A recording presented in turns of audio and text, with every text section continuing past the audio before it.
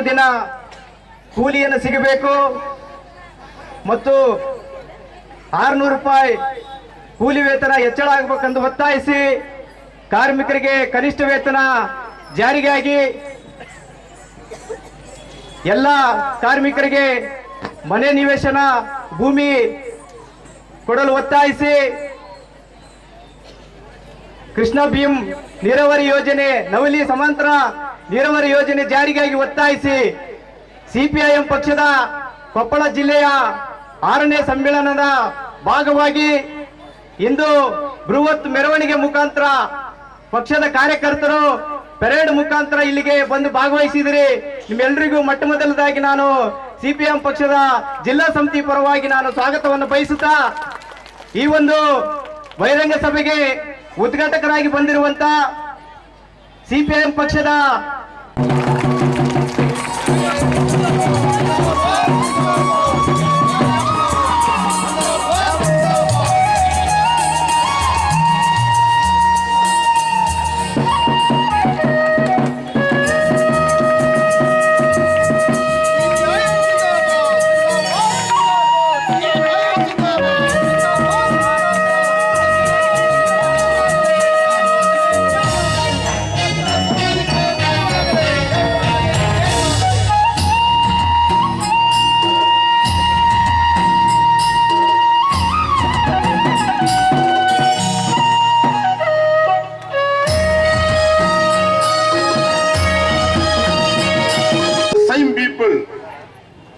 and his body was thrown on the railway track, and they were to hush up that case. So we sat here blocking the highway. District administration did not move. We said, unless you come and assure us that proper inquiry will be held and the murderers of Doda Viresh and those who attacked and demolished the village, Dalit village, and many innocent people were brutally attacked and tortured, until and unless district administration takes prompt action and assure that this case would be properly investigated, and all those who are responsible for this atrocity, they would be brought before justice. When we were sitting here, I still remember, there was a heavy downpour. So comrade, that time comrade Sriram Reddy was also there. He was the state secretary of the party. He is no more. He died. So comrade Sriram Reddy, Comrade Nityananda Swami, Comrade Basavaraj, they said, comrades, now you go to shelter. You don't have to sit in this heavy rain. Comrade Radhakrishnan and myself said, no. Whatever happens, until and unless our demand is met by the administration, we should not move from here, and we will also sit with you, notwithstanding the heavy downpour. We sat there. After a period, even rain realized that it cannot disperse this agitation. So rain stopped. We sat there. Then the district commissioner realized that these people, those who have come to seek justice for Doda Viresh and other poor, hapless people of Marakumbi, these people, they are not ordinary people. They are red flag people. So district administration came and assured us that we will take prompt action. We will not allow any culprit to escape. Then we said, telling us is not enough. You remember, we said you announce this in the public address system. Then the district commissioner took the public address system which was there, brought by us, and he announce the assurance through the public address system. That was a big turning point in this struggle. So it is because of your strength, the comrades who are assembled here, workers, agricultural laborers, Anganwadi workers, helpers, midday meal scheme workers, Devadasi organization, youth, students, even Bala Sangham. The strength of the democratic movement became successful. So I have decided, when Comrade Basavaraj and Comrade Varalakshmi and the district leadership of the party suggested that we attend this public rally. We have many conferences going on now, but we came here to salute you, your courage, and also to pay homage to Doda Veeresh in his place. Sorry for taking so much. ಇದೇ ಜಾಗದಲ್ಲಿ ದೊಡ್ಡ ಪ್ರಮಾಣದಲ್ಲಿ ಧರಣಿಯನ್ನ ಕುಳಿತಿದ್ದೀವಿ.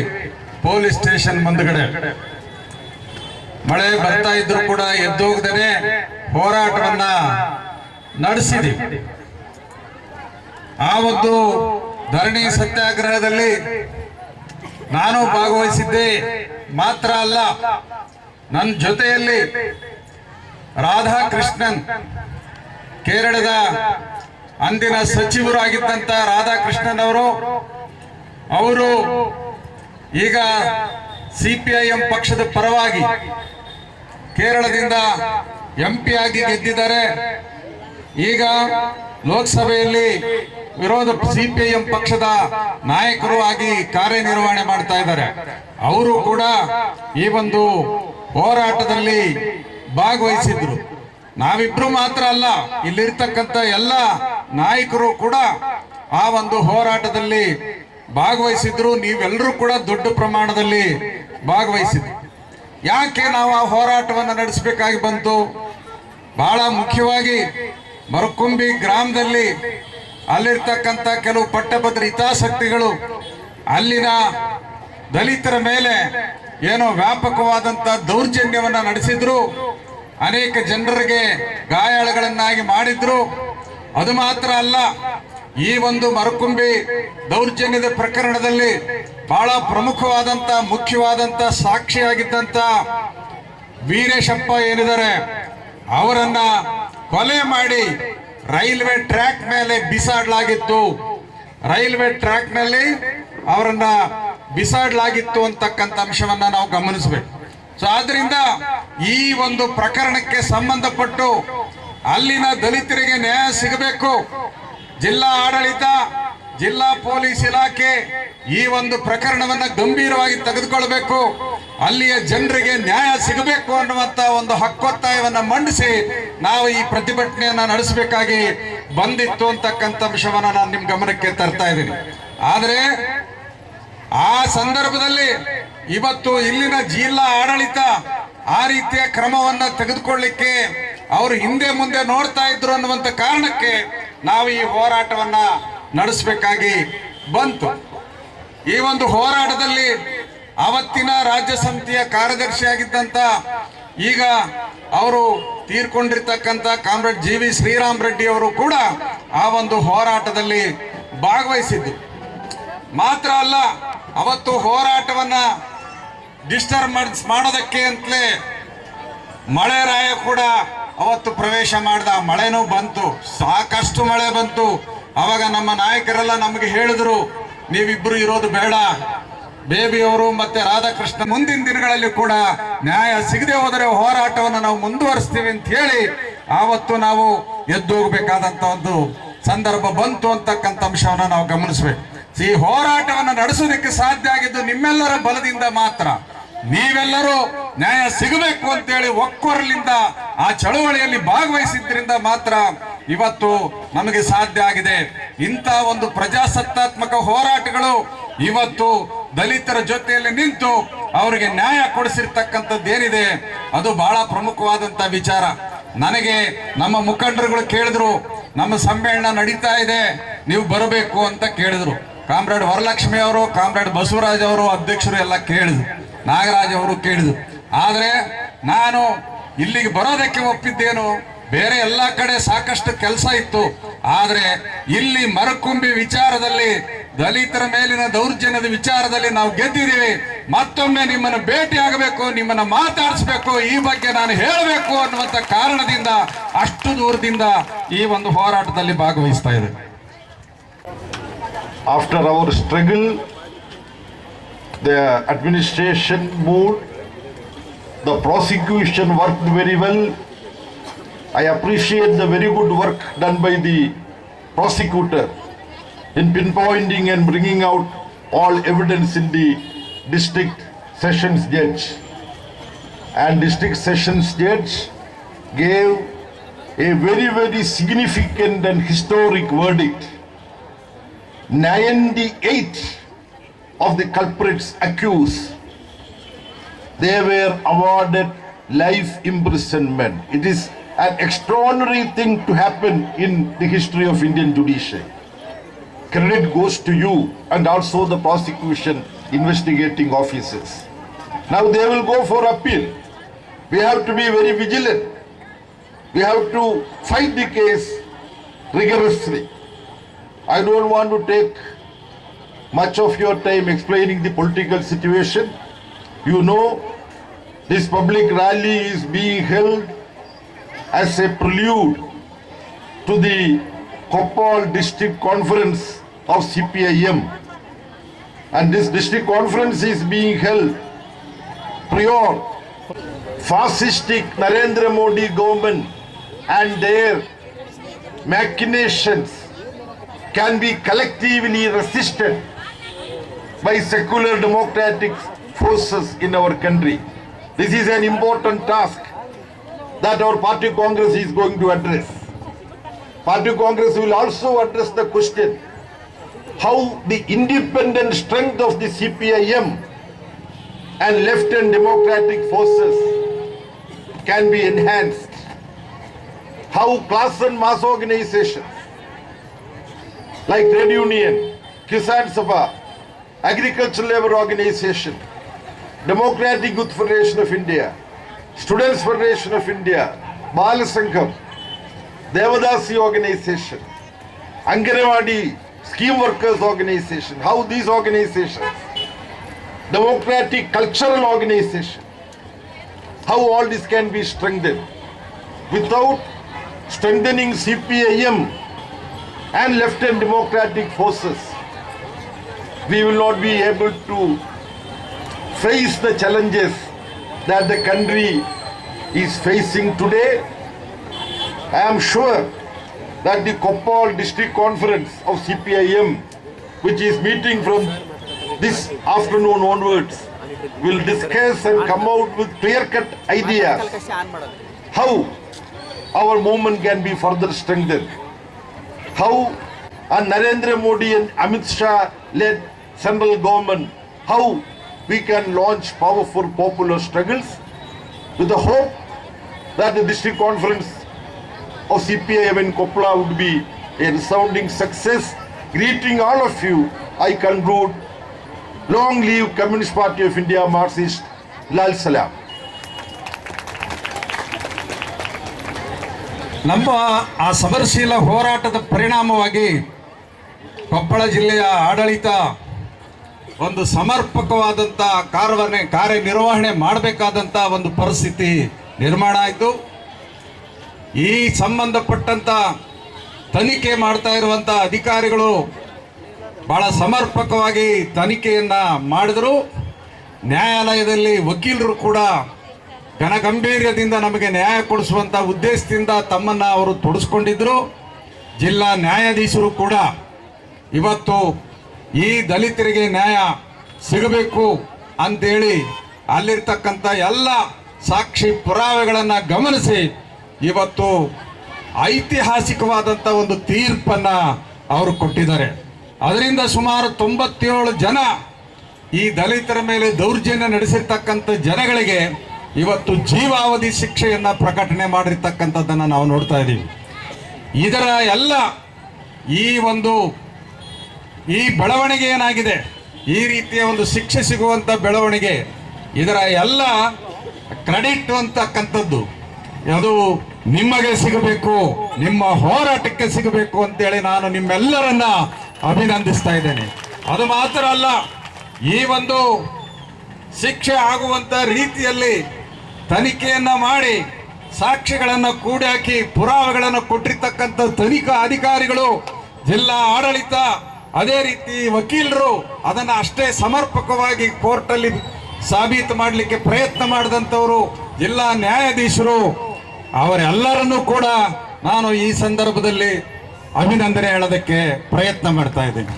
ಆದ್ರಿಂದ ನೀವು ಅನ್ನೋದಾದ್ರೆ ಕಾರ್ಮಿಕ ಸಂಘಟನೆಗಳನ್ನ, ರೈತ ಸಂಘಟನೆಗಳನ್ನ, ಕೂಲಿಕಾರ ಸಂಘಟನೆಗಳನ್ನ, ಅಂಗನವಾಡಿ, ಬಿಸಿಯೂಟ, ಹಮಾಲಿ ಸಂಘಟನೆ, ಅದೇ ರೀತಿಯಲ್ಲಿ ದೇವದಾಸಿ ಮಹಿಳೆಯರ ಸಂಘಟನೆ, ಅದೇ ರೀತಿ ಇತರೆ ಮಹಿಳೆಯರ ಸಂಘಟನೆ, ಎಲ್ಲ ರೀತಿಯ ಜನ ಚಳುವಳಿಗಳನ್ನ ಇವತ್ತು ವ್ಯಾಪಕವಾಗಿ ನಾವು ಕಟ್ಟಬೇಕಾಗ್ತದೆ.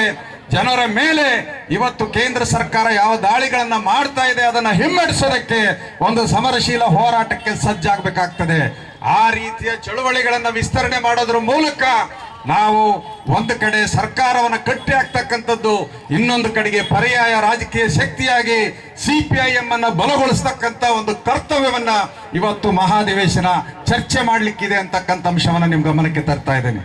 ಅದೇ ರೀತಿಯಲ್ಲಿ ಇವತ್ತು ನಾಳೆ 2 ದಿನಗಳ ಕಾಲ ಏನ್ ಕೊಪ್ಪಳ ಜಿಲ್ಲೆಯ ಜಿಲ್ಲಾ ಸಮ್ಮೇಳನ ನಡೀತಾ ಇದೆ, ಈ ಜಿಲ್ಲೆಯಲ್ಲಿ ಕೂಡ ಈ ಜಿಲ್ಲೆಯ ರೈತರು, ಕೂಲಿಕಾರರು, ಕಾರ್ಮಿಕರನ್ನ ಸಂಘಟನೆ ಮಾಡೋದ್ರ ಮೂಲಕ ಅವರನ್ನ ಏನು ತೀವ್ರ ರೀತಿಯಲ್ಲಿ ಶೋಷಣೆಗೆ ಒಳಪಡಿಸಲಾಗುತ್ತೆ, ಅವ್ರ ಮೇಲೆ ಏನು ಜಾತಿ ದಬ್ಬಾಳಿಕೆ ಮಾಡಲಾಗುತ್ತೆ, ಅವರನ್ನ ಧಾರ್ಮಿಕವಾಗಿ ವಿಭಜನೆ ಮಾಡಿ ಒಬ್ಬರ ಮೇಲೆ ಒಬ್ಬರನ್ನ ಎತ್ತಿ ಕಟ್ಟಾಗುವಂತ ಏನು ಪರಿಸ್ಥಿತಿ ಇದೆ, ಅದರ ವಿರುದ್ಧ ಕೂಡ ಒಂದು ಸರಿಯಾದಂತ ತೀರ್ಮಾನವನ್ನ ಈ ಜಿಲ್ಲಾ ಸಮ್ಮೇಳನ ತೆಗೆದುಕೊಂಡು ಮುಂಬರ್ತಕ್ಕಂಥ ದಿನಗಳಲ್ಲಿ ಕೊಪ್ಪಳ ಜಿಲ್ಲೆಯ ಸಾಮಾನ್ಯ ಜನ ಏನಿದ್ದಾರೆ, ದುಡಿಯುವಂತ ಜನ ಏನಿದ್ದಾರೆ, ಆ ದುಡಿಯುವ ಜನರ ಪರವಾದಂತ ಒಂದು ಬಲವಾದಂತ ಚಳುವಳಿಯನ್ನು ಕಟ್ಟೋದ್ರ ಮೂಲಕ CPIM ಪಕ್ಷವನ್ನು ವಿಸ್ತರಣೆ ಮಾಡಿ ಬಲಗೊಳಿಸೋದ್ರ ಮೂಲಕ ದೇಶವ್ಯಾಪಿಯಾಗಿ ನಡೀತಾ ಇರುವಂತಹ ಹೋರಾಟದಲ್ಲಿ ಇವತ್ತು ದೊಡ್ಡ ಪ್ರಮಾಣದಲ್ಲಿ ಕೈ ಜೋಡಿಸ್ತಕ್ಕಂಥ ಒಂದು ಸನ್ನಿವೇಶವನ್ನ ನೀವು ನಿರ್ಮಾಣ ಮಾಡ್ತೀರಿ ಅಂತೇಳಿ ಈ ಒಂದು CPIM ಪಕ್ಷದ ಜಿಲ್ಲಾ ಸಮ್ಮೇಳನಕ್ಕೆ ನಾನು ಹೃತ್ಪೂರ್ವಕವಾದಂತ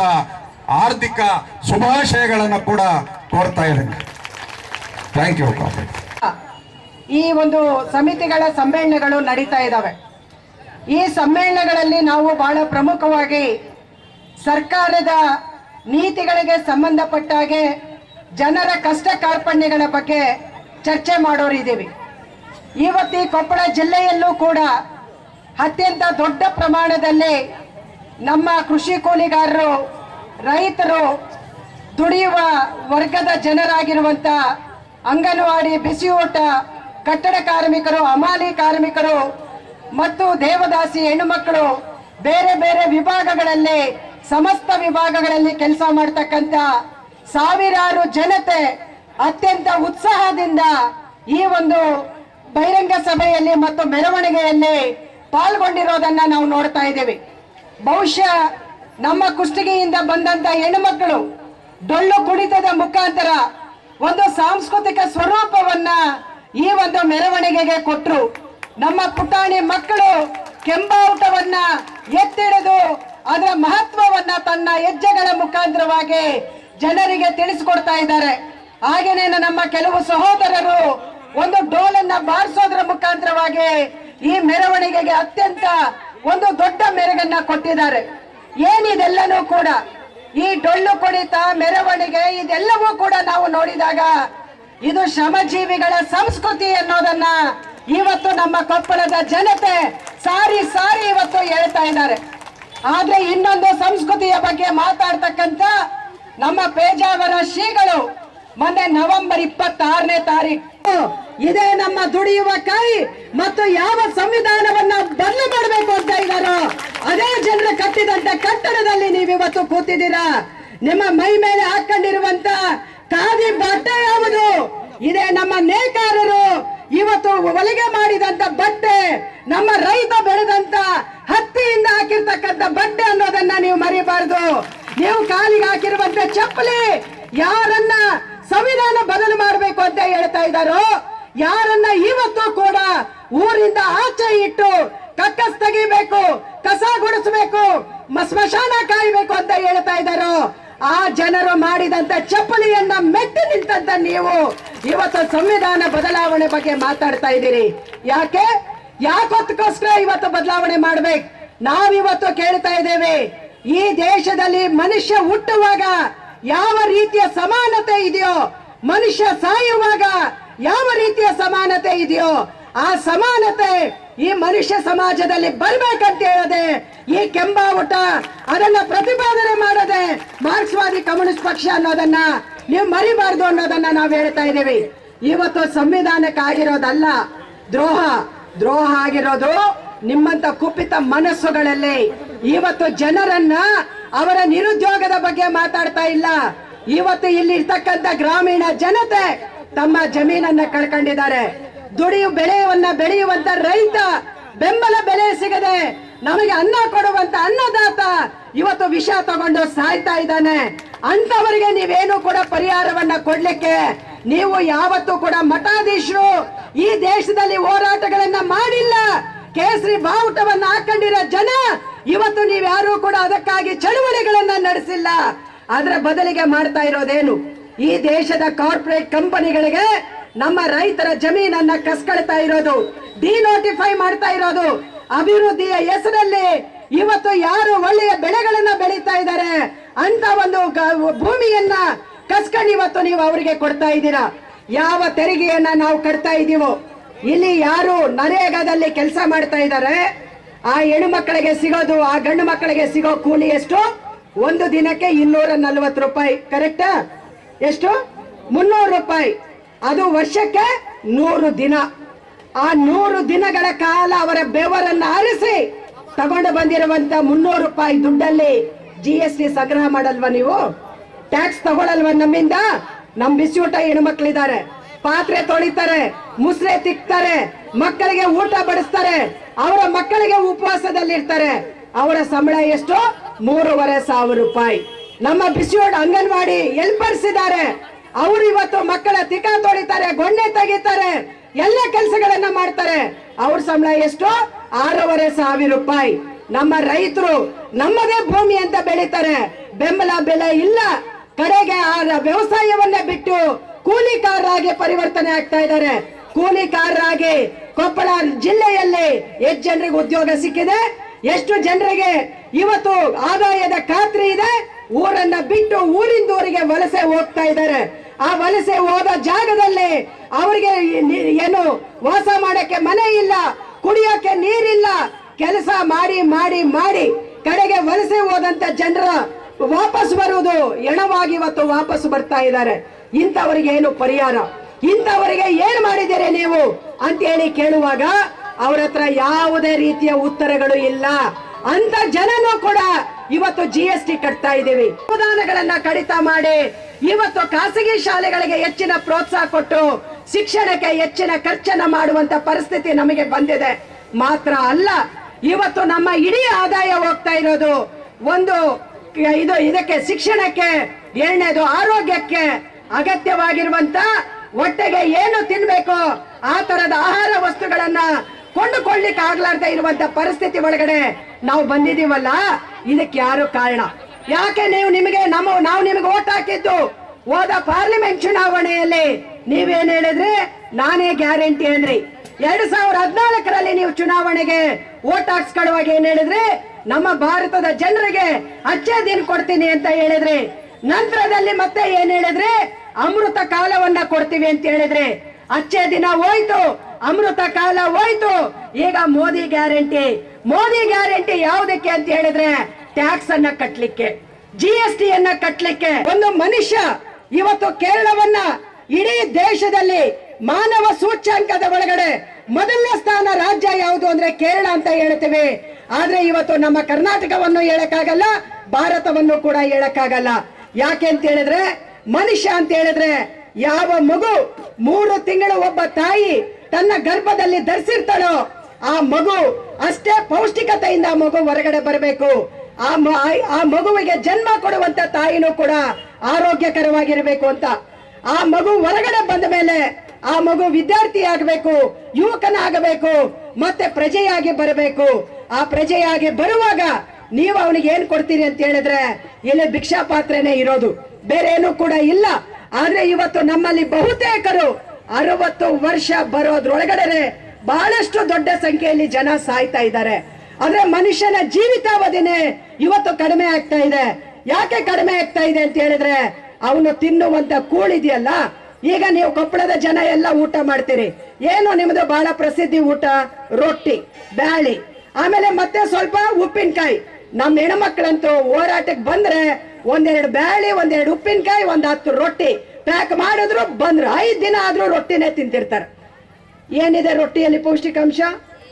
ಆಮೇಲೆ ಉಪ್ಪಿನಕಾಯಿಯಲ್ಲಿ ಏನಿದೆ ಪೌಷ್ಟಿಕಾಂಶ? ಬ್ಯಾಳೆ, ತೊಗರಿ ಬೇಳೆ ಒಳಗಡೆ ಏನಿದೆ? ಇದಿಷ್ಟೇ ಸಾಕ ಮನುಷ್ಯನಿಗೆ. ನಮ್ ಕಡೆಗೆ ಬನ್ನಿ, ಕೋಲಾರ ಜಿಲ್ಲೆ ಬರೀ ರಾಗಿ ಮುದ್ದೆ, ಆಮೇಲೆ ಗೊಜ್ಜು, ಉಪ್ಪೆಸರು, ಉಪ್ಸಾರು, ಇಷ್ಟೇ ಅವ್ರು ತಿನ್ನೋದು. ಮಂಗಳೂರು ಕಡೆಗೆ ಹೋಗ್ರಿ, ಮೀನ್ ಸಾರು, ಮೀನ್ ಇರಲ್ಲ, ಯಾಕಂದ್ರೆ ಮೀನ್ ತಗೊಳಕ್ ದುಡ್ಡಿರಲ್ಲ. ಹಂಗಾಗಿ ಬರೀ ಮೀನ್ ಸಾರು ವಾಸನೆ ಹೊಡಿತಿರ್ತದೆ, ಬಾಯ್ಲ್ಡ್ ರೈಸ್ ಮಾತ್ರ ಇರ್ತದೆ. ಆದ್ರೆ ಒಂದು ಮನುಷ್ಯ ಊಟ ಮಾಡಬೇಕು ಅಂತ ಹೇಳಿದ್ರೆ ಅವನಿಗೆ ಎಲ್ಲಾ ತರದ ವಿಟಮಿನ್, ಪ್ರೋಟೀನ್ಗಳು, ಆಹಾರ ಇರಬೇಕಾಗ್ತದೆ. ಇವತ್ತು ಆ ರೀತಿ ಆಹಾರ ಇವತ್ತು ನಮಗೆ ತಗೊಳ್ಳೋದಿಕ್ಕೆ ನಮ್ ಸಂಬಳ ಎಷ್ಟಿದೆ? ಆಯ್ತು, ವ್ಯವಸಾಯದಲ್ಲಿ ಏನಾರ ಬರ್ತದ? ಅಲ್ಲೂ ಕೂಡ ಬರಲ್ಲ. ನೋಡಿ, ನಮ್ಮ ಹಮಾಲಿ ಕಾರ್ಮಿಕರು ಬಂದಿದ್ದಾರೆ, ಅವರಿಗೆ ಸಂಬಳನೇ ಇಲ್ಲ. ಬೆನ್ನಿಗೆ ಶಕ್ತಿ ಇದ್ರೆ ಎಷ್ಟು ಮೂಟೆ ಬರ್ತಾರೋ ಅಷ್ಟು ದುಡ್ಡು ಬರ್ತದೆ. ಬೆನ್ನಿಗೆ ಶಕ್ತಿ ಇಲ್ಲ ಅಂದ್ರೆ ಮೂಟ ಹೊರಕ್ಕಾಗಲ್ಲ, ಮತ್ತೆ ಸಾಯಂಕಾಲ ಹೋಗಿ ಮಲ್ಕೊಬೇಕು.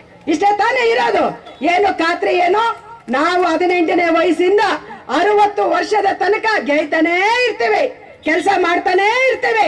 60 ವರ್ಷ ಆಗಿ ರಿಟೈರ್ಡ್ ಆದ್ಮೇಲೆ ಅವರು ಮುದುಕರು ಅಂತ ಹೇಳಿ ಪರಿಗಣನೆ ಆದ್ಮೇಲೆ ಅವ್ರಿಗೆ ಏನಾರ ಪೆನ್ಷನ್ ಬರ್ತದ?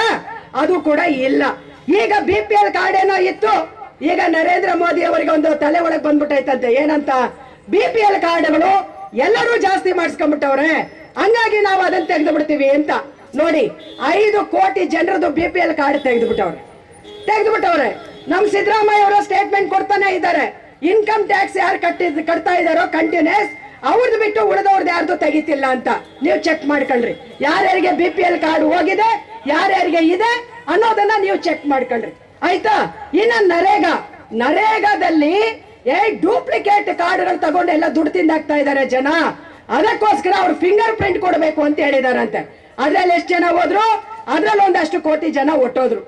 ಈ ತರ ಯಾರು ಜನ ಈ ದೇಶವನ್ನ ಕಟ್ತಾರೋ, ಯಾರು ಶ್ರಮವನ್ನ ಬಸಿತಾರೋ, ಬೆವರನ್ನ ಹರಿಸ್ತಾರೋ, ಅವರೊಂದು BPL ಕಾರ್ಡ್ ಎಕ್ಸ್ಟ್ರಾ ಇಟ್ಕೊಂಡ್ರೆ ಸರ್ಕಾರಕ್ಕೆ ನುಕ್ಸಾನ.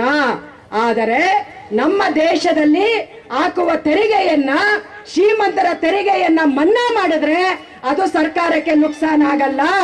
ಅದಾನಿ, ಅಂಬಾನಿ ಅಂತವರಿಗೆ ಬ್ಯಾಂಕ್ಗಳಲ್ಲಿ ಲಕ್ಷ ಕೋಟಿಗಳಷ್ಟು ಮನ್ನಾ ಮಾಡಿದ್ರೆ ಅದು ಸರ್ಕಾರಕ್ಕೆ ನುಕ್ಸಾನ ಆಗಲ್ಲ. ನೋಡಿ, ಸರ್ಕಾರ ಯಾರ್ದು ಅಂತೀವಿ? ನಮ್ಮದೇ ಅಂತೀವಿ. ನಾವೇ ಓಟ್ ಹಾಕಿದ್ದೀವಿ, ಆಯ್ತಾ? ನಮ್ಮ ಓಟಿಗೂ ಒಂದೇ ಬೆಲೆ, ಮೋದಿ ಓಟಿಗೂ ಒಂದೇ ಬೆಲೆ, ಸಿದ್ದರಾಮಯ್ಯ ಅವ್ರ ಓಟಿಗೂ ಒಂದೇ ಬೆಲೆ, ನಮ್ಮ ಓಟಿಗೂ ಒಂದೇ ಬೆಲೆ. ಆದ್ರೆ ನಾವು ಓಟ್ ಹಾಕದವರು ಇಲ್ಲಿ ತಳಹಂತದಲ್ಲಿ ಹಿಂಗೇನೇ ಇದೀವಿ. ಮಳೆ ಬಂದ್ರೆ ನಮ್ಮ ಮನೆ ಬಿದ್ದೋಯ್ತು, ಬೇಸಿಗೆ ಬಂದ್ರೆ ಮನೆ ಒಳಗಡೆ ಮಲಗಕ್ಕಾಗಲ್ಲ, ಚಳಿ ಬಂದ್ರೆ ತಡ್ಕೊಳಕ್ಕಾಗಲ್ಲ. ಇದು ನಮ್ಮ ಪರಿಸ್ಥಿತಿ. ನಮ್ಮ ತರನೇ ಒಂದು ಓಟ್ ಹಾಕಿದಂತವ್ರು ಇವತ್ತು ಹೆಂಗಿದ್ದಾರೆ? ಯಾಕೆ ಈ ತರದ ಅಸಮಾನತೆ? ಇದನ್ನ ನಾವಿವತ್ತು ಪ್ರಶ್ನೆ ಮಾಡಬೇಕಾಗ್ತದೆ. ಇಲ್ಲಿ ಕಾಮೆಂಟ್ ಸೀತಾರಾಮ್ ಯೆಚೂರಿ ಅವರ ಫೋಟೋ ಹಾಕಿದಿರಿ. ಅವರು ನಮ್ಮ ಪಕ್ಷದ ಅಖಿಲ ಭಾರತ ಕಾರ್ಯದರ್ಶಿಗಳಾಗಿದ್ದವರು. ಅವರು ಯಾವಾಗ್ಲೂ ಕೂಡ 2 ಮಾತು ಹೇಳೋರು, ಏನಂದ್ರೆ ಭಾರತ ಒಂದೇ ಅಲ್ಲ. ಇವತ್ತು BJP ಅವರು ಹೇಳ್ತಿದಾರಲ್ಲ, ಒಂದೇ ಭಾಷೆ, ಒಂದೇ ಚುನಾವಣೆ, ಒಂದೇ ದೇಶ ಅಂತೇಳಿ ಹೇಳ್ತಾ ಇದಾರಲ್ಲ, ಆ ತರದಲ್ಲಿ ನಮ್ಮ ಸೀತಾರಾಮ್ ಯೆಚೂರಿ ಅವರು ಹೇಳ್ತಾ ಇದ್ರು ಇದು 2 ಭಾರತ ಅಂತ. ಯಾಕೆ 2 ಭಾರತ ಅಂತ ಹೇಳ್ತೀವಿ ಅಂದ್ರೆ, ನೋಡಿ, ನಾವು ಕೂಲಿ ಮಾಡೋರು ಇಲ್ಲೇ ಇದ್ದೀವಿ, ದುಡಿಸ್ಕೊಳ್ಳೋರು ಮಾತ್ರ ಮೇಲಿದ್ದಾರೆ. ನಾವು ಓಟ್ ಹಾಕಿರೋರು ಇಲ್ಲೇ ಕೂತಿದ್ದೀವಿ, ಓಟ್ ಹಾಕ್ಸ್ಕೊಂಡಿರೋರು ಮಾತ್ರ ಮೇಲಿದ್ದಾರೆ. ಮತ್ತೆ ನಾವು ಮಾತ್ರ GST ಕಟ್ತಾ ಇದ್ದೀವಿ. GST ಕಲೆಕ್ಟ್ ಮಾಡುವಂತ, ಸಂಗ್ರಹ ಮಾಡುವಂತ ಸರ್ಕಾರ GST ಕಟ್ಲಿಕ್ಕೆ ಬೇಕಾಗಿರುವಂತ ತಾಕತ್ತು ನಮ್ಮ ಕೈ ಕೊಡಬೇಕಲ್ಲ. ನಮ್ಮ ಆದಾಯ ಹೆಚ್ಚಳ ಮಾಡಬೇಕು, ಅಗತ್ಯ ವಸ್ತುಗಳ ಬೆಲೆಯನ್ನ ಕಡಿಮೆ ಮಾಡಬೇಕು, ಎಲ್ರಿಗೂ ಉದ್ಯೋಗವನ್ನ ಕೊಡಬೇಕು, ಕಲ್ಯಾಣ ಕಾರ್ಯಕ್ರಮಗಳನ್ನ ಕೊಡಬೇಕು, ಆವಾಗ GST ಕಟ್ಟು ಅಂತ ಹೇಳ್ಬೇಕು. ಆದ್ರೆ ಇಲ್ಲಿ ಏನೂ ಇಲ್ಲ. ದೇಶದಲ್ಲಿ ಇರುವಂತ ರೈತರು 100ಕ್ಕೆ 90% ನಾವು ಭಾರತದಲ್ಲೇ ಹುಟ್ಟಿರೋರ ಅಥವಾ ಪಾಕಿಸ್ತಾನದಿಂದ, ಅಫ್ಘಾನಿಸ್ತಾನದಿಂದ, ಇನ್ನೆಲ್ಲಿಂದಾದ್ರೂ ಬಂದಿದೀವ? ಇಲ್ಲ ತಾನೇ ನಾವು ಹುಟ್ಟಿದೀವಿ. ಯಾಕೆ ನಮ್ಮ ಜಮೀನನ್ನ ಕಾಪಾಡ್ತಿಲ್ಲ? ಯಾಕೆ ನಮಗೆ ಬೆಂಬಲ ಬೆಲೆ ಕೊಡ್ತಾ ಇಲ್ಲ? ಯಾಕೆ ಭೂಮಿ ಇಲ್ಲದೆ ಇರೋರಿಗೆ ಭೂಮಿ ಹಂಚ್ತಾ ಇಲ್ಲ? ಪ್ರಶ್ನೆ ಇದೆಯಾ ಇಲ್ವಾ? ಕೇಳ್ಬೇಕಾ ಬೇಡವಾ? ನಾವು ಹಿಂದೂಗಳು ಹೌದಾ ಅಲ್ವಾ? ಹೌದಾ ತಾನೆ? ಶ್ರೀರಾಮನ ರಾಜ್ಯ ಮಾತಾಡ್ತಿರ್ತಾನೆ. ಸೊ ರಾಮರಾಜ್ಯದಲ್ಲಿ ಅಸಮಾನತೆ ಹೆಂಗ್ ಬರ್ತದೆ? ಅಸಮಾನತೆ ಹೆಂಗ್ ಬರ್ತದೆ? ಅಂಗನವಾಡಿ ಅವರು 50 ವರ್ಷ ಆಯ್ತು. ಸುಪ್ರೀಂ ಕೋರ್ಟ್ ಇವತ್ತು ತೀರ್ಪು ಕೊಟ್ಟಿದೆ ಅವರಿಗೆ ಗ್ರಾಜ್ಯುಟಿ ಕೊಡಬೇಕಂತ. ಯಾಕೆ ಸೆಂಟ್ರಲ್ ಗೌರ್ಮೆಂಟ್ ಅದನ್ನ ಹೆಚ್ಚು ಮಾಡ್ತಾ ಇಲ್ಲ? ಅಂಗನವಾಡಿಗೆ ಬರುವಂತ ಫುಡ್ ಅಲ್ಲೂ ಕೂಡ GST ಆಗ್ತಾ ಇದೆ. ಅಂಗನವಾಡಿ ಮಕ್ಕಳಿಗೆ ಬರುವ ಫುಡ್ ಇದೆಯಲ್ಲ, ಅದಕ್ಕೂ ಕೂಡ ನೀವು GST ಆಗ್ತಾ ಇದ್ದೀರಿ. ಅಲ್ಲಿ ಬರೋ ಕೋಳಿ ಮೊಟ್ಟೆಗೂ ಕೂಡ ನೀವು GST ಆಗ್ತಾ ಇದ್ದೀರಿ. ಮತ್ತೆ ಎಲ್ಲಿ ನೀವು ಉಚಿತವಾಗಿ ಕೊಡ್ತಾ ಇರೋದು ಫುಡ್ ನ? ಎಲ್ಲಿಂದ ಕೊಡ್ತಾ ಇದ್ದೀರಿ? ಯಾಕೆ ಲಕ್ಷಗಟ್ಟಲೆ ಹೆಣ್ಣು ಮಕ್ಕಳನ್ನ ಸ್ಕೀಮ್ ಅನ್ನೋ ಹೆಸರಲ್ಲಿ ಸುಮಾರು 20-30 ವರ್ಷಗಳಿಂದ ಕೇವಲ 3ರಿಂದ 10 ಸಾವಿರ ರೂಪಾಯಿಯಲ್ಲಿ ದುಡಿಸ್ತಾ ಇದ್ದೀರಿ? ಅವರೆಲ್ಲ ಯಾವ ದೇಶದಿಂದ ಬಂದಿರೋರು? ಅಂಗನವಾಡಿಯವರು, ಬಿಸಿ ಹುಡ್ದವರು, ಆಶಾದವರು, NRHM ಅಲ್ಲಿ ಕೆಲಸ ಮಾಡೋರು, NRLM ಅಲ್ಲಿ ಕೆಲಸ ಮಾಡೋರು, ನಮ್ಮ ಗ್ರಾಮ ಪಂಚಾಯತಿ ವರ್ಕರ್ಸು, ಇವರೆಲ್ಲನೂ ಕೂಡ ಯಾವ ದೇಶದಿಂದ ಬಂದವ್ರೆ? ಯಾಕೆ ಒಂದು 35 ಸಾವಿರ ರೂಪಾಯಿ ಕನಿಷ್ಠ ವೇತನ ನಿಗದಿ ಮಾಡಲಿಲ್ಲ? ಹಿಂದೂ ರಾಜ್ಯ ತಾನೆ, ನಾವ್ ಹಿಂದೂಗಳೇ ತಾನೆ, ನಾವು ಹಣೆ ಕುಂಕುಮ ಇಟ್ಟಿದೀವಿ ತಾನೆ, ನಾವು ನೀವ್ ಹೇಳ್ದಂಗೆ ಸೀರೆ ಉಟ್ಕೊಂಡಿದೀವಿ ತಾನೆ. ಮತ್ತೆ ಯಾಕೆ ಮಾಡಿಲ್ಲ ಸ್ವಾಮಿ? ಯಾಕೆ ಮಾಡಿಲ್ಲ? ನಿಮಗೆ ಬೇಕಿರೋದು ಧರ್ಮ ಅನ್ನೋದು ನಿಮ್ಮ ರಾಜಕಾರಣಕ್ಕೆ ಬೇಕಾಗಿದೆ. ಧರ್ಮ ಅನ್ನೋದು ರಾಜಕಾರಣಕ್ಕೆ ಬೇಕಾಗಿದೆ, ಜನರ ಅಭಿವೃದ್ಧಿಗಾಗಿ ಅಲ್ಲ. ಜನರ ಅಭಿವೃದ್ಧಿಗಾಗಿ ಅನ್ನೋದಾದ್ರೆ ನಿಮ್ಮ ನೀತಿಗಳಲ್ಲಿ ನೀವು ಬದಲಾವಣೆ ತರ್ತಾ ಇದ್ರಿ, ನಿಮ್ಮ ಕಾರ್ಯಕ್ರಮಗಳಲ್ಲಿ ಬದಲಾವಣೆಯನ್ನ ಮಾಡ್ತಾ ಇದ್ರಿ. ಆದ್ರೆ ನೀವು ಆ ರೀತಿ ಮಾಡ್ತಾ ಇಲ್ಲ. ಅದು ಒಂದು ಕಡೆ ಸೆಂಟ್ರಲ್ ಗೌರ್ಮೆಂಟ್ ಆ ತರ ಆದ್ರೆ ನಮ್ಮ ರಾಜ್ಯ ಸರ್ಕಾರ ಭಾಗವಹಿಸಿ ಹಲವಾರು ಹೋರಾಟಗಳು, ಪೊಲೀಸ್ ಸ್ಟೇಷನ್ ಮುಂದಿನ ಹೋರಾಟ, ಅವತ್ತಿನ ಉಸ್ತುವಾರಿ ಸಚಿವರಾಗಿರ್ತಕ್ಕಂಥ ಶಿವರಾಜ್ ತಂಗಡಿ ಅವರ ಮನೆ ಮುಂದಿನ ಹೋರಾಟ, ಪೊಲೀಸ್ ಸ್ಟೇಷನ್ ನಲ್ಲಿ 100 ಜನರ ಮೇಲೆ ಕೇಸ್ ಹಾಕಿದಾಗ ಪೊಲೀಸ್ ಸ್ಟೇಷನ್ ಮುಂದಿನ ಹೋರಾಟ, ಹಲವಾರು ಹೋರಾಟಗಳು ಏನು ಅವೆಲ್ಲ ಭಾಗವಹಿಸಿದ್ರಿ. ಆ ಭಾಗವಹಿಸಿರ್ತಕ್ಕಂಥ ನಿಮ್ಮೆಲ್ಲರಿಗೂ ಸಮಾಜಕ್ಕೆ ಭಾರತ ಮಾರ್ಕ್ಸ್ವಾದಿ ಕಮ್ಯುನಿಸ್ಟ್ ಪಕ್ಷದ ರಾಜ್ಯ ಸಮಿತಿಯಿಂದ ಮತ್ತು ಜಿಲ್ಲಾ ಸಮಿತಿಯಿಂದ ನಿಮ್ಮೆಲ್ಲರಿಗೂ ಅಭಿನಂದನೆಯನ್ನ ನಾ ಸಲ್ಲಿಸ್ತಾ ಇದ್ದೇನೆ. ಬಂಧುಗಳೇ, ಒಂದು ಕಡೆಗೆ ಮರುಕುಂಬಿಯ ಘಟನೆ ಇಂದ ಇವತ್ತು ದಲಿತರ ಮೇಲೆ ಆತ್ಮವಿಶ್ವಾಸ ಜಾಸ್ತಿ ಆಗೋದ್ರ ಜೊತೆಗೆ ಅಷ್ಟೇ ಇವತ್ತು ದೌರ್ಜನ್ಯಗಳು ಕೊಪ್ಪಳ ಜಿಲ್ಲೆಯಲ್ಲಿ ನಿರಂತರವಾಗಿ ಇವತ್ತು ನಡೀತಾ ಇದೆ. ಸರಿ ಸುಮಾರು 2 ತಿಂಗಳಲ್ಲಿ, ಈ 2 ತಿಂಗಳು ಅಂದ್ರೆ ಅಕ್ಟೋಬರ್ ನವೆಂಬರ್ದಲ್ಲಿ ಸರಿ ಸುಮಾರು 51 ಪ್ರಕರಣಗಳು ಇವತ್ತು ದಲಿತರ ಮೇಲೆ ನಡೆದಿರ್ತಕ್ಕಂಥ ದೌರ್ಜನ್ಯಗಳನ್ನ ನಾವು ಕಾಣ್ತಾ ಇದ್ವಿ. ಒಂದ್ ಕಡೆ ನಾವು ಏನಿವತ್ತು ದಲಿತರ ಮೇಲೆ ದೌರ್ಜನ್ಯ ಮಾಡಿದರ ಮೇಲೆ ಶಿಕ್ಷೆ ಆಗಿದೆ ಅಂತಂದು ನಾವು ಖುಷಿ ಪಡೋ ಸಂದರ್ಭದಲ್ಲಿ ಮತ್ತೆ 51 ಪ್ರಕರಣಗಳು ಇವತ್ತು ಪ್ರಾರಂಭ ಆಗಿವೆ. ಯಾರಿವತ್ತು ದಲಿತರ ಹುಡುಗಿನ ಪ್ರೀತಿಸಿ ಮದುವೆ ಆಗಿರ್ತಾನಂತೇಳಿ ದಲಿತರ ಹುಡುಗಿನನ್ನ ಕೊಲೆ ಮಾಡಿರ್ತಕ್ಕಂಥ ಘಟನೆಯನ್ನ ವಿಟ್ಲಾಪುರದಲ್ಲಿ ನಾವು ನೋಡಿದ್ದೀವಿ. ನಮಗ ದಲಿತರಿಗೆ ಕ್ಷೌರ ಮಾಡಬೇಕು ಅಂತಂದೇಳಿ ಕ್ಷೌರಿಕ ಅಂಗಡಿಗೆ ಹೋದಾಗ ಕ್ಷೌರಿಕನೇ ಆ ಕತ್ರಿಯಿಂದ ಚುಚ್ಚಿ ಇವತ್ತು ಕೊಲೆ ಮಾಡಿರ್ತಕ್ಕಂಥದ್ದು ಇವತ್ತು ನಾವು ಯಲಬುರ್ಗಾ ತಾಲೂಕು ಸಂಗನಾಳಲ್ಲಿ ನೋಡ್ತಾ ಇದ್ದೇವೆ. ಕೊಪ್ಪಳ ತಾಲೂಕು ಭೋಜನಹಳ್ಳಿಯಲ್ಲಿ ದಲಿತ ಯುವಕ ಸಿಗರೆಟ್ ಸೇದನಂತಂದೇಳಿ ಅವನಿಗೆ ಕಂಬಕ್ಕೆ ಕಟ್ಟಿ ಪಡೆದಿರ್ತಕ್ಕಂಥ ಉದಾಹರಣೆಗಳನ್ನ ನಾವು ಇದೇ 2 ತಿಂಗಳಲ್ಲಿ ನಾವು ನೋಡ್ತಾ ಇದ್ದೀವಿ. ಹೌದಾ? ಇದೇ ಕನಗಿರಿ ತಾಲೂಕು ಕಾಟಾಪುರದಲ್ಲಿ ದಲಿತರೇನು ಜಿಗಿದು ಮಾತಾಡ್ಯಾರಂತಂದೇಳಿ ಅವ್ರ ಮೇಲೆ ಹಲ್ಲೆ ಮಾಡಿರ್ತಕ್ಕಂಥದ್ದು ನಾವು ನೋಡಿವಿ. ಆಳ್ವರ್ತಿಯಲ್ಲಿ ನಮಗ ಓಡದಲ್ಲಿ ಅವಕಾಶ ಮಾಡಿಕೊಡ್ಬೇಕಂತ ಕೇಳಿದಲ್ಲಿ ಬಹಿಷ್ಕಾರ ಹಾಕಿರ್ತಕ್ಕಂಥದ್ದು ನೋಡಿವಿ. ಹೇಳ್ಕಂತ ಹೋದಾಗ ಸಾಕಷ್ಟು ಇವತ್ತು 51 ಪ್ರಕರಣಗಳು ಇವತ್ತು ಈ ಜಿಲ್ಲೆಯಲ್ಲಿ ಪ್ರಕರಣಗಳು ದಾಖಲೆ ಆಗಿದ್ದಾವೆ. ಆದ್ರೆ ಇವು ಯಾವ ಪ್ರಕರಣಗಳು ಇವತ್ತು ಅಂತ ಪ್ರಕರಣಗಳನ್ನು ತಡೆಯೋದಕ್ಕೆ ಇವತ್ತು ಜಿಲ್ಲಾ ಆಡಳಿತ ಯಾವುದೇ ತರದ ಕ್ರಮನ ಇವತ್ತು ವಹಿಸ್ತಾ ಇಲ್ಲ. ಹೌದಾ? ಆ ಕಾರಣಕ್ಕಾಗಿ ಈ ಒಂದು ಪ್ರಕರಣದಿಂದ ನಾವು ಮತ್ತೆ ಕೊಪ್ಪಳ ಜಿಲ್ಲೆಯಲ್ಲಿ ಈ ದಲಿತರ ಮೇಲೆ ನಡೀತಕ್ಕಂಥ ದೌರ್ಜನ್ಯಗಳ ಬಗ್ಗೆ ನಾವು ಪಕ್ಷವಾಗಿ ದನಿ ಎತ್ತಬೇಕು ಮತ್ತು ಅದೇ ರೀತಿಯಾಗಿ ಈ ಒಂದು ಹೋರಾಟನ ಪ್ರಬಲಗೊಳಿಸಬೇಕಂತಕ್ಕಂಥ ಮಾತನ್ನ ಈ ಒಂದು ದಲಿತರ ವಿಷಯದ ಬಗ್ಗೆ ನಾನು ಮಾತಾಡಕ್ಕೆ ಇಷ್ಟಪಡ್ತೇನೆ. ಅದೇ ರೀತಿಯಾಗಿ ಬಂಧುಗಳೇ, ಈಗಾಗಲೇ ನಾವು ಗಂಗಾವತಿಯ ಕೊಪ್ಪಳ ಜಿಲ್ಲೆಯಲ್ಲಿ ನಾವು 2 ವರ್ಷದಿಂದ ML ಎಲೆಕ್ಷನ್ ಆದಾಗ ನಾವೆಲ್ಲರೂ ದೊಡ್ಡ ಆಸೆ ಇಟ್ಕೊಂಡಿದ್ವಿ ಮತ್ತು ಈ ಕ್ಷೇತ್ರದ ಶಾಸಕರು ದೊಡ್ಡದಾದಂತ ಒಂದು ಆಶ್ವಾಸನೆಯನ್ನು ಕೊಟ್ಟಿದ್ರು. ಗಂಗಾವತಿಯ ಶಾಸಕರು ಏನು ಶಾಸಕರಿಗೆ ಆಶ್ವಾಸನೆ ಕೊಟ್ಟಿದ್ರು, ನನ್ನ ಕ್ಷೇತ್ರದಲ್ಲಿ ಬರ್ತಕ್ಕಂತ 20,000 ಯುವಕರಿಗೆ ನಾನು ಉದ್ಯೋಗ ಕೊಡ್ತಕ್ಕಂತ ಫ್ಯಾಕ್ಟ್ರಿಗಳು ತರ್ತೀನಿ ಅಂತಂದು ಹೇಳಿದ್ರು. 20,000 ಯುವಕರಿಗೆ. ಮತ್ತು ಗಂಗಾವತಿಯನ್ನ ಸಿಂಗಾಪುರ ಆಗಿ ಮಾಡ್ತೀನಿ ಅಂತಂದು ಹೇಳಿದ್ರು. ಹಲವಾರು ವಿಷಯಗಳನ್ನ ಅವ್ರು ಮಾತಾಡಿದ್ದಾರೆ. ಆದ್ರೆ ಈ 2 ವಿಷಯದ ಬಗ್ಗೆ ಇವತ್ತು ನಾನು ಶಾಸಕರಿಗೆ, ಈ ಕ್ಷೇತ್ರದ ಶಾಸಕರಾಗಿರ್ತಕ್ಕಂಥ ಜನಾರ್ದನ ರೆಡ್ಡಿ ಅವರಿಗೆ ನಾ ಕೇಳ ಬಯಸ್ತದೇನಂದ್ರೆ, ನಿಮ್ಮ 20,000 ಯುವಕರಿಗೆ ಉದ್ಯೋಗ ಕೊಡ್ತಕ್ಕಂಥ ಪ್ರಶ್ನೆ ಎಲ್ಲಿ ಹೋತು? ಯಾರಿಗೆ 20,000 ಯುವಕ ಯುವತಿಯರಿಗೆ ಉದ್ಯೋಗ ಕೊಡ್ತಕ್ಕಂಥ ವಿಷಯನ್ನ ಈ 2 ವರ್ಷದಲ್ಲಿ ನೀವು ಎಲ್ಲಿ ಪ್ರಸ್ತಾಪ ಮಾಡಿದ್ರಿ? ಎಲ್ಲೂ ಪ್ರಸ್ತಾಪ ಮಾಡಲಿಲ್ಲ. ಆದ್ರೆ ಇದೇ ತಾಲೂಕಿನಲ್ಲಿ ಉದ್ಯೋಗ ಖಾತ್ರಿ ಕೆಲಸ ಕೊಡ್ತಕ್ಕಂಥವ್ರಿಗೆ ಕೆಲಸ ಕೊಡ್ತಾ ಇಲ್ಲ. ಏನು ಸರ್ಕಾರದಿಂದ ಬರ್ತಕ್ಕಂಥ 3 ಜನ ಕೆಲಸ ಕೊಡ್ಬೇಕಂತಕ್ಕಂಥದ್ದೈತಿ, ಆ ಕೆಲಸನೂ ಸಹ ಕೊಡ್ತಾ ಇಲ್ಲ. ನೀವು 20,000 ಯುವಕ ಯುವತಿಯರಿಗೆ ಕೊಡ್ಲಿಲ್ಲ. ಆ 20,000 ಯುವಕ ಯುವತಿಯರು ನಮಗೆ ಉದ್ಯೋಗ ಸಿಗುತ್ತಂತಂದು ಹೇಳಿ ಇವತ್ತು ಅವರು ಪ್ರಯತ್ನ ಮಾಡಿ ನಿಮ್ಮನ್ನ ಆಚೆ ಕಳಿಸಿದ್ರಲ್ಲ. ಇವತ್ತು ನೀವೆಲ್ಲಿದ್ರಿ? ಇವತ್ತು ಗಂಗಾವತಿ ಕಾಣ್ತಾ ಇಲ್ಲ. ಇವತ್ತು ಗಂಗಾವತಿ ಶಾಸಕರು ಯಾರಂತಕ್ಕಂಥದ್ದನ್ನ ಇವತ್ತು ನಾವು ನೋಡೋದಕ್ಕೆ ಸಿಗಲಾರದಂತ ಪರಿಸ್ಥಿತಿಯನ್ನ ಇವತ್ತು ಒಂದ್ ಕಡೆ ನಿರ್ಮಾಣ ಆಗಿದೆ. ಒಂದ್ ಕಡೆಗೆ ಇನ್ನೊಂದು ವಿಷಯನ್ನ ಈಗಾಗಲೇ ಬಹಳಷ್ಟು ಜನ ಗಂಗಾವತಿಯ ಕ್ಷೇತ್ರದಲ್ಲಿ ಒಂದು 25ರಿಂದ ನಮ್ಮ ರೈತ ಸಂಘ, ಕೂಲಿಕಾರ ಸಂಘ ಮನೆ ನಿವೇಶನ ಇರಲಾರ್ದಂತರದೊಂದು ಪಟ್ಟಿ ಮಾಡಿದ್ವಿ. ಒಂದು 25-30 ಸಾವಿರ ಜನಕ್ಕೆ ಜಾಗ ಇಲ್ಲ. ಆ ಜಾಗ ಇರಲಾರ್ದಂತದ್ದನ್ನ ಗಮನದಾಗಿಟ್ಕೊಂಡು ಶಾಸಕರು ಎಲ್ಲರಿಗೂ ಸಹ 2 ಅಂತಸ್ತಿನ ಮನೆ, 1 ಅಂತಸ್ತಿನ ಮನೆ ಅಲ್ಲ, 2 ಅಂತಸ್ತಿನ ಮನೆ ಕಟ್ಟಿಕೊಡ್ತಾ ಇದ್ರು. ಅವಾಗ ನಾವು 20,000 ಜನ ಏನಾದ್ರು ನನಗ ಕುಂದ್ರಾಕ ನಿಂದ್ರಾಕ ನನ್ನ ಮಕ್ಕಳಿಗೆ ಜಾಗ ಸಿಗುತ್ತಾ, ಮನೆ ಕಟ್ಟಿಕೊಡ್ತಾರ ಅಂತಂದೇಳಿ ಆರಿಸಿ ಕಳಿಸಿದ್ರಲ್ಲ. ಇವತ್ತು ಎಲ್ಲಿದೆ ಆ ಮನೆ ನಿವೇಶನ? ಎಲ್ಲಿದೆ ಮನೆ ಅಂತಕ್ಕಂಥದ್ದನ್ನ ನಾವು ನೋಡಿ. ಅದೇ ರೀತಿಯಾಗಿ ಸಿಂಗಾಪುರ ಅಂತಕ್ಕಂಥದ್ದು ಎಲ್ಲಾಗಿದೆ? ಈಗಾಗಲೇ ಫೇಸ್ಬುಕ್ನಾಗ ಸಾಮಾಜಿಕ ಜಾಲತಾಣದಲ್ಲಿ ಸಿಂಗಾಪುರ ಹೋಗಿ ಸಂಗಾಪುರ ಆಗಿದೆ ಅಂತಕ್ಕಂಥದ್ದು ನಡೀತಾ ಇದೆ. ಹೌದಾ? ಆ ರೀತಿ ಆದಂತ ಒಂದ್ ಕಡೆ ನಡೆದ್ರೆ ಇವತ್ತು ನಾವು ಸಮಿತಿಗೆ ಆ ಸಂದರ್ಭದಲ್ಲಿ ಗಂಗಾವತಿ ಜನತೆ ಬಹಳ ಕೋಮು ಸೌಹಾರ್ದತೆಯನ್ನ ಕಾಪಾಡಬೇಕಂದ್ರೆ ಇತ್ತ ಬಿಜೆಪಿ ಕಾಂಗ್ರೆಸ್ ಎರಡೂ ಬರಬಾರ್ದು ಅಂತಂದು ಹೇಳಿ ಇವರಿಗೆ ಓಟ್ ಹಾಕಿ ಕಳಿಸಿದ್ರು. ಇವ್ರು ಏನ್ ಮಾಡಿದ್ರು? ಇವತ್ತು ಗಂಗಾವತಿಯ ಕೋಮು ಸೌಹಾರ್ದತೆಯನ್ನ ಹಾಳುಗಡ್ಲಿಕ್ಕೆ ಏನ್ ಮಾಡಿದ್ರು? ತಿರುಪತಿಯ 3 ನಾಮನ್ನ ಇಟ್ಟರು. ತಿರುಪತಿಯ 3 ನಾಮನ್ನ ಇಟ್ಟರು. ನಾವಿವತ್ತು ಗಂಗಾವತಿಯನ್ನ ತಿರುಪತಿ ಮಾಡ್ಲಿಕ್ಕೆ ಬಯಸ್ತೀನಿ ಅಂತಂದು ಹೇಳ್ತಾರ. ನಾವು ಗಂಗಾವತಿ ತಿರುಪತಿ ಆಗೋದ್ರ ಬಗ್ಗೆ ನಮಗೆ ಬೇಕಾಗಿಲ್ಲ. ನೀವೇನ್ ಹೇಳಿದ್ರಿ? ಗಂಗಾವತಿ ಸಿಂಗಾಪುರ್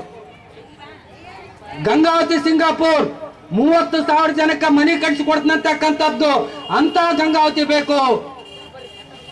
ಎಲ್ಲ ಜನಕ್ಕೆ 20,000 ಜನಕ್ಕೆ ಉದ್ಯೋಗ ಕೊಡ್ತಾ ಇದ್ರಲ್ಲ, ಆ 20,000 ಜನ ಉದ್ಯೋಗ ಸಿಗ್ತಕ್ಕಂಥ ಗಂಗಾವತಿ ಬೇಕು ನಮಗೆ. ಈ ಕೋಮು ಸೌಹಾರ್ದತೆಯನ್ನ ಹಾಳು ಮಾಡ್ತಕ್ಕಂಥ ಈ 3 ನಾಮದ ಈ ಒಂದು ಬಿಲ್ಲು ಬಾಣದ ಈ ಗಂಗಾವತಿ ನಮಗೆ ಬೇಕಾಗಿಲ್ಲ. ಈ ಒಂದು ಕೋಮು ಸೌಹಾರ್ದತೆಯನ್ನ ಕಾಪಾಡ್ತಕ್ಕಂಥ ಕೆಲಸಕ್ಕೆ ಇವತ್ತು ಬೇಕಾಗಿದೆ.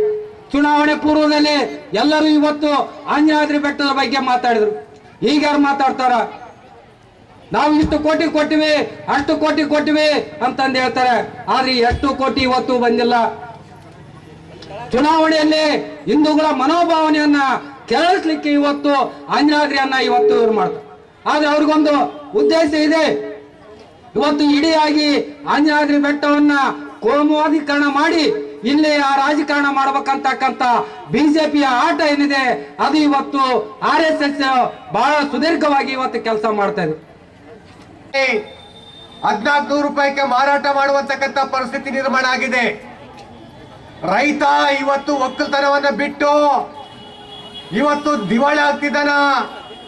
ರೈತ ಬಡ್ಡಿ ಸಾಲ ತಗೊಂಡು ಬಂದು, ಸಾಹುಕಾರರ ಸಾಲ ತಗೊಂಡು ಬಂದು, ಬ್ಯಾಂಕ್ ಸಾಲ ತಗೊಂಡ್ಬಂದು ರೈತ ಹಾಕಿರ್ತಕ್ಕಂಥ ಬಂಡವಾಳ ಬರಲಾರ್ದನೆ ರೈತ ಏನಪ್ಪ ಅಂದ್ರೆ ಆತ್ಮಹತ್ಯೆ ಮಾಡ್ಕೊಳ್ತಿದ್ದಾನ. ಈ ಆತ್ಮಹತ್ಯೆ ಜಾಸ್ತಿ ಆಗ್ತಾನಿದೆ. ಗಂಗಾವತಿ ತಾಲೂಕು, ಕೊಪ್ಪಳ ಜಿಲ್ಲೆಯಲ್ಲಿ ರೈತರ ಆತ್ಮಹತ್ಯೆ ಯಾತಕ್ಕಾಗಿ ಆಗ್ತಿದೆ? ಈ ಕೇಂದ್ರ ಸರ್ಕಾರ ಮತ್ತು ರಾಜ್ಯ ಸರ್ಕಾರ ಅನುಸರಿಸುವಂತಕ್ಕಂಥ ಆಡಳಿತದ ನೀತಿ ಏನಿದೆ, ಈ ನೀತಿ ಏನಪ್ಪ ಅಂತಂದ್ರೆ ಜನಸಾಮಾನ್ಯರ ಮೇಲೆ ಬರೆ ಬೀಳುವಂತಕ್ಕಂಥದ್ದಾಗಿದೆ. ಅಂದ್ರೆ ಕೇಂದ್ರ ಸರ್ಕಾರ, ರಾಜ್ಯ ಸರ್ಕಾರ ಜನಸಾಮಾನ್ಯರ ಹಿತ ಬಯಸುವಂತಕ್ಕಂಥ ಜನಸಾಮಾನ್ಯರ, ರೈತರ, ಕಾರ್ಮಿಕರನ್ನ ಸದೃಢಗೊಳಿಸುವಂತಕ್ಕಂಥ ಕೆಲಸಕ್ಕೆ ಕೈ ಹಾಕೋದಿಲ್ಲ ಇವರು. ಇವರು ಹಾಳು ಮಾಡ್ಲಿಕ್ಕೆ, ದೇಶವನ್ನು ಒಡ್ಲಿಕ್ಕೆ ಹೊರಟಿದಾರ. ಇನ್ನೊಂದು ಕಡೆ ನಾನು ಹೇಳಿ ಮುಗಿಸ್ತಿದ್ದೀನಿ. ಬಹಳ ಟೈಮ್ ಆಗಿದೆ. ಏನು ಅಂತ ಹೇಳಿದ್ರೆ, ಯಾವ ರೈತ ಆತ್ಮಹತ್ಯೆ ಮಾಡ್ಕೊಳ್ತಿದ್ದು ಆ ರೈತನ ಜೊತೆಗೆ ಕೃಷಿ ಕೂಲಿಕಾರ ಸಹ ಆತ್ಮಹತ್ಯೆ ಮಾಡ್ಕೊಳ್ತಿದ್ದಾನ. ಯಾವ ಕೂಲಿಕಾರ ರೈತನನ್ನ ನಂಬಿದ್ದ, ರೈತನ ಬದುಕನ್ನು ನಂಬಿದ್ದ, ರೈತನ ಕೆಲಸ ನಂಬಿದ್ದ, ಅಂತ ಕೂಲಿಕಾರ ಇವತ್ತು ಹಸುವಿನಿಂದ ಸಾಯ್ತಿದ್ದಾನ. ಕೂಲಿ ಕೆಲಸ ಇಲ್ಲ. 365 ದಿವಸದಲ್ಲಿ ಕೇವಲ 70 ದಿವಸ ಮಾತ್ರ ಕೆಲಸ ಸಿಗ್ತಿದೆ. ಕೂಲಿಕಾರಿಗೆ 70 ದಿವಸ ಮಾತ್ರ ಕೆಲಸ ಸಿಗ್ತಿದೆ. ಉಳಿದಂತ ದಿವಸದಲ್ಲಿ ಕೆಲಸ ಸಿಗೋದಿಲ್ಲ. ಹಿಂಗಾಗಿ ಕೂಲಿ ಬಿಟ್ಟು ಇವತ್ತು ಬಾಂಬೆಗೆ ಹೋಗ್ತಿದಾರ, ಗೋವಾಕ್ಕೆ ಹೋಗ್ತಿದಾರ, ಮಂಗಳೂರಿಗೆ ಹೋಗ್ತಿದಾರ, ಬೆಂಗಳೂರಿಗೆ ಹೋಗ್ತಿದಾರ, ದುಡ್ಲಿಕ್ಕೆ ವಲಸೆ ಹೋಗ್ತಿದಾರ. ಅಲ್ಲಿ ಬದುಕು ಅತಂತ್ರದ ಬದುಕಿದೆ. ಅಲ್ಲಿಯ ಬದುಕು ನೆಮ್ಮದಿ ತರುವಂತಕ್ಕಂಥ ಬದುಕಿಲ್ಲ. ರೇಷನ್ ಕಾರ್ಡ್ ಇಲ್ಲ, ಸಿಮೆಂಟ್ ಇಲ್ಲ, ರಸ್ತೆ ಇಲ್ಲ, ಗುಡಿಸಲಿಲ್ಲ. ಅಂತ ಬದುಕಲಿಕ್ಕೆ ನಾವು ಬೆಂಗಳೂರಿಗೆ ಹೋಗ್ತಾ ಇದ್ದೀವಿ. ಆ ಪರಿಸ್ಥಿತಿಯನ್ನ ನಿರ್ಮಿಸಿದಾರ ಈ ಬಿಜೆಪಿ ಕಾಂಗ್ರೆಸ್ ಸರ್ಕಾರ. ಅದಕ್ಕೆ ನಾವು ಪರ್ಯಾಯವಾಗಿ ದುಡಿಯುವಂತಕ್ಕಂಥ ವರ್ಗ, ಕೇರಳ ಸರ್ಕಾರ ಯಾವ ರೀತಿಯಾಗಿ ಆಡಳಿತ ನಡೆಸ್ತಿದೆ ಅಂತ ಒಂದು ಸರ್ಕಾರ ನಮ್ಮ ರಾಜ್ಯದಲ್ಲಿ ಬರಬೇಕು ಅಂತ ಕೇಳ್ತಾನಿದ್ದೀವಿ. ಕೇರಳದಲ್ಲಿ ಯಾವ ಉದ್ಯೋಗ ಖಾತ್ರಿಯನ್ನ ಬಲಪಡಿಸ್ತಿದಾರ, ನಗರ ಪ್ರದೇಶಕ್ಕೆ ಕೂಡ ವಿಸ್ತರಣೆ ಮಾಡಿದಾರ ಅಂತ ಒಂದು ಸರ್ಕಾರ ಬರಬೇಕು ಅಂತ ಕೇಳ್ತಾನಿದ್ದೀವಿ. ಎಲ್ಲರಿಗೂ ಮನೆಗಳನ್ನ ಕೇರಳ ಸರ್ಕಾರ 10 ಲಕ್ಷ ರೂಪಾಯಿ ಹಣವನ್ನ ಕೊಟ್ಟು ಮನೆ ಕಟ್ಸ್ಕೊಡ್ತಿದೆ. 4 ಸೆಂಟ್ಗೂ ಭೂಮಿ ಕೊಡ್ತಾನಿದೆ. ಇಲ್ಲೇ ಸರ್ಕಾರ ಎಷ್ಟು ಕೊಡ್ತಿದೆ? ಅಲ್ಲೇ ಸರ್ಕಾರಕ್ಕೆ ಸಾಧ್ಯತೆ ಆಗ್ತಿದೆ. ಅಲ್ಲಿ ಕಮ್ಯುನಿಸ್ಟ್ ಪಾರ್ಟಿ ಸರ್ಕಾರ, ದುಡಿಯುವಂತಕ್ಕಂಥ ವರ್ಗದ ಸರ್ಕಾರ, ಅಲ್ಲಿ ನಮ್ಮ ಬಡವರ ಪರ ಸರ್ಕಾರ, ಅಲ್ಲಿ ದುಡಿಯುವಂತಕ್ಕಂಥವ್ರಿಗೆ 10 ಲಕ್ಷ ರೂಪಾಯಿ ಕೊಟ್ಟು ಮನೆ ಕಟ್ಕೊಡ್ತಿದೆ. ನಮಗಿಲ್ಲಿ 1,70,000 ರೂಪಾಯಿ, 1,20,000 ರೂಪಾಯಿ ಕೊಡ್ತಿದೆ. ಅದರಲ್ಲಿ MLAಗಳು ಕಳ್ತನ ಮಾಡ್ತಾರ, ಜಿಲ್ಲಾ ಪಂಚಾಯತ್ ಅಧಿಕಾರಿಗಳು ಕಳ್ತನ ಮಾಡ್ತಾರ, ಮತ್ತು ತಾಲೂಕ್ ಪಂಚಾಯತ್ ಅಧಿಕಾರಿ ಕಳ್ತನ ಮಾಡ್ತಾರ. ಎಲ್ಲ ಕಳ್ತನ ಮಾಡಿ 50,000 ರೂಪಾಯಿ ಉಳಿತಿದೆ. 50,000 ರೂಪಾಯಿದ ಮನೆಯನ್ನ ಯಾವ ರೀತಿ ಕಟ್ಕೊಳ್ಳಿಕ್ಕೆ ಸಾಧ್ಯತೆ ಆಗ್ತಿದೆ? ಕಾಂಗ್ರೆಸ್ನವ್ರು ಏನಾದ್ರು ಒಂದು 500 ಜನ ಕೂಡಿಸ್ಬೇಕಾದ್ರ ದುಡ್ಡು ಕೊಟ್ಟು, ಬಾಕ್ಸ್ ಕೊಟ್ಟು, ಗಾಡಿ ಕೊಟ್ಟು ಊರಿಗೆ ಕಳಿಸಿದ್ರೆ ಜನ ಬರೋದಿಲ್ಲ. ನಾವು ಇಲ್ಲಿ ಬಂದಿರೋದು ಪಕ್ಷಕ್ಕೆ 100 ರೂಪಾಯಿ ಕೊಟ್ಟು ಬುತ್ತಿ ಕೊಟ್ಟಿಗೆ ಬಂದಿದ್ದೀವಿ.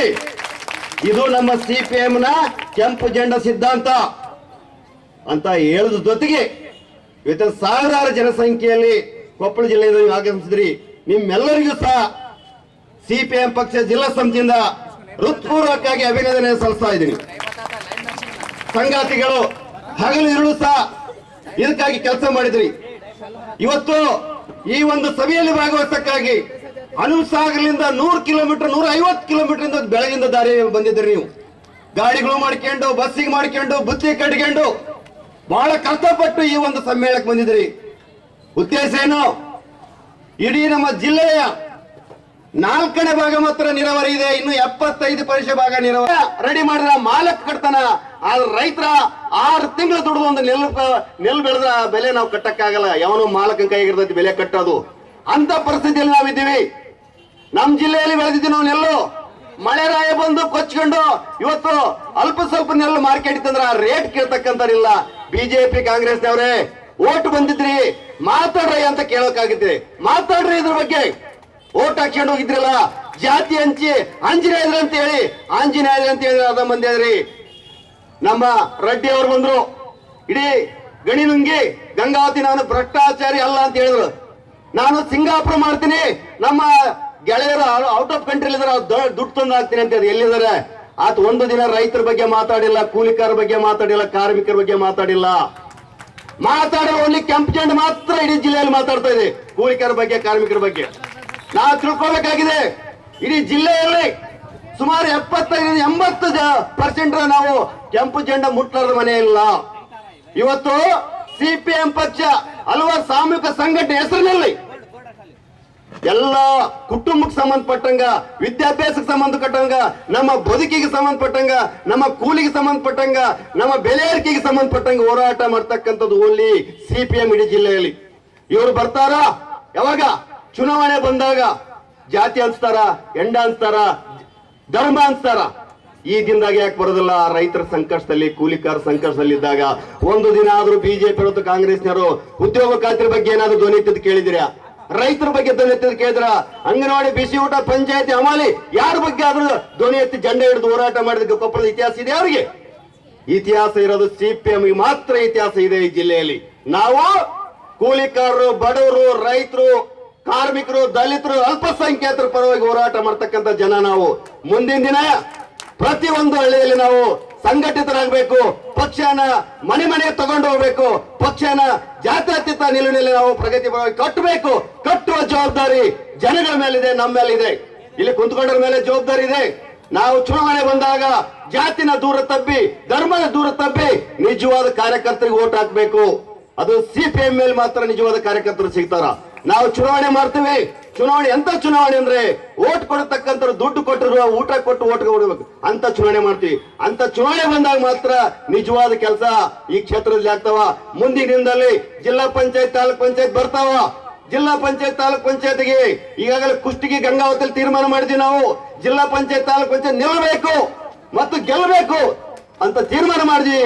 ಅದಕ್ಕೆ ನೀವು ನಾವು ಈಗ ಒಂದು ನೇತೃತ್ವ ಕೊಟ್ಟು ಸಿಪಿಎಂ ನ ಮುಂದಿನ ದಿನದಲ್ಲಿ ಗೆಲ್ಸನ.